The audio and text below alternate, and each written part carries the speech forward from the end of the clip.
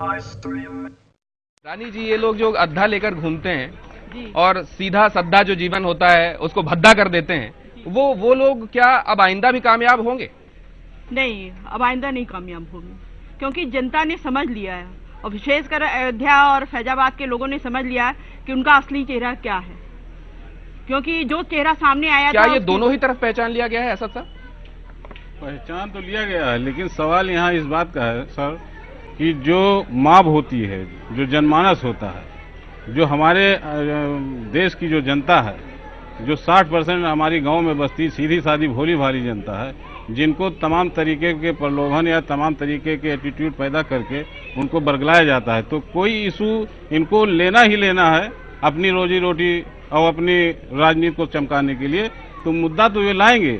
लेकिन सहारा समय जैसे आप हैं या तमाम जो हमारे मीडिया कर्मी के लोग हैं, अब उनकी जरूरत है कि हम आम आदमी के साथ जुड़कर इस आशा और विश्वास को कायम रखें, जिससे दोबारा हम धोखे में न फंसने पाए। इसको हमको आपको शहर से लेकर ग्रामीण अंचलों में जाना होगा और इस तरीके की आपको जो ये आज प्रोग्राम आपने गुप्तार घाट पे रखा है, जहां ये आस्था है कि रामचंद्र जी यहाँ पे गुप्त हुए थे, तो सांप्रदायिक शक्तियों को आज इस माध्यम से हमको इसी गुप्तार घाट में गुप्त कर देना है और सद्भाव की ज्वाला आज से जगाएंगे और पूरे सांप्रदायिक शक्तियों को आज यहीं दफन कर दें और आज से एक नया अध्याय लिखें, एक बार फिर से वही अमन बहाल हो। रामचंद्र जी का जो लोग स्मरण करते हैं, उनकी जो पूजा करते हैं, दैहिक दैविक भौतिक तापा राम राज्य नहीं काहू हो व्यापा, तो वो लोग जो इस ताप के जरिए ही लोगों को तपाकर अपनी राजनीति चमकाना चाहते हैं, क्या अब उन चेहरों को हम ढंग से पहचान गए? हम हैं सरयू के तीर अयोध्या में और यहां अयोध्या वासियों से हमारी बातचीत चल रही है। उनकी निगाह में यह है किसकी अयोध्या, क्योंकि बड़े सारे लोगों ने खम ठोक कर बार बार दावे किए और लोगों की जान पर बनाई। इस बार ऐसा ना हो, यही आह्वान यहां पर मौजूद तमाम प्रबुद्ध लोग कर रहे हैं कि इस बार वो लोग जो फिरका परस्त हैं, यहीं उनकी समाधि बना दी जाए, यहीं उन्हें दफन कर दिया जाए। लेकिन फिर बड़ा सवाल यह भी कि अब तो फैसला सामने है और कई बार वो जो एक हवा सी बहती है, बयार सी बहती है, विवेकपूर्ण होने के बावजूद हम उसमें कई बार बह जाते हैं। इस बार ऐसा ना हो, यह उम्मीद की जा रही है। लेकिन क्या यहां से आगे, क्योंकि बहुत सारे लोगों ने यह सवाल उठाया कि आस्था के मसले पर फैसले कैसे कामयाब हो सकते हैं, लेकिन क्या बेशक ये आदर्श स्थिति नहीं है, लेकिन हम क्या सही दिशा में बढ़ रहे हैं? सीके मिश्रा साहब, देखिए, जजमेंट जो आ रहा है, जो निर्णय आ रहा है, जो भी आ रहा हो, उसको एक पक्ष है, दूसरा पक्ष उसको चैलेंज करेगा। एपेक्स कोर्ट में जो बड़े कोर्ट हैं उनमें चैलेंज करेगा।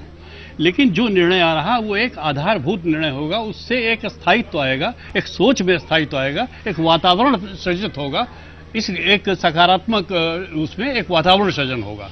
नंबर एक।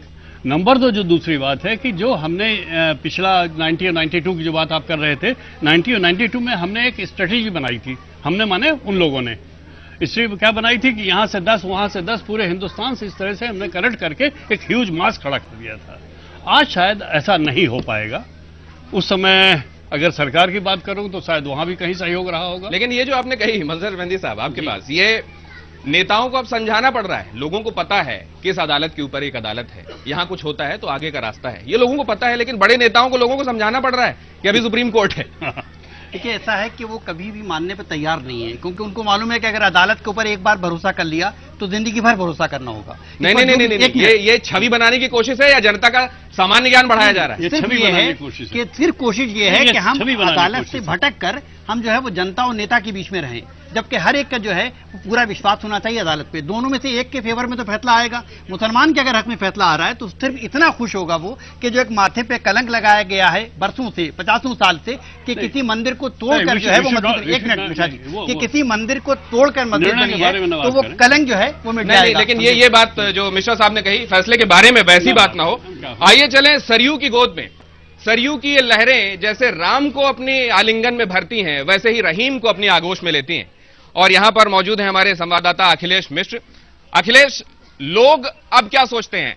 बेशक वो लोग जो नुमाइंदगी का दम भरते हैं वो आपस में ये कहते हैं हमारी नहीं बनी, हम लोगों के बीच में नहीं बन सकती, हमारे बीच में आज भी सुलह नहीं हो सकती। लेकिन अब जनता क्या इस मूड में है कि भाई हम अपने पड़ोसी से नहीं झगड़ेंगे, हम उसके गले मिलकर रहेंगे, आपको जो कहना है कहिए और लिखी हुई सुनी हुई पर हम नहीं आएंगे। अब जी बिल्कुल ठीक कहा आपने कि यहाँ के लोग जरूर चाहते हैं कि वो अपनी बात करें, लेकिन अभी हमारी जब लोगों से बातचीत हो रही थी तो उन्होंने कहा कि अयोध्या और फैजाबाद में माहौल ऐसा बना दिया गया है कि उनके लिए आपस में बातचीत करना भी मुश्किल हो रहा है। हमारे साथ एक शिक्षक हैं, खुद बात करेंगे। आप देख सकते हैं तमाम लोग हमारे साथ बैठे हुए हैं, हम खुद बात करते हैं। आप एक शिक्षक हैं, आप किस तरह से परेशानी महसूस करते हैं पूरे मामले में जब उठता है, और उसके समाधान कोई क्या आप देख पाते हैं?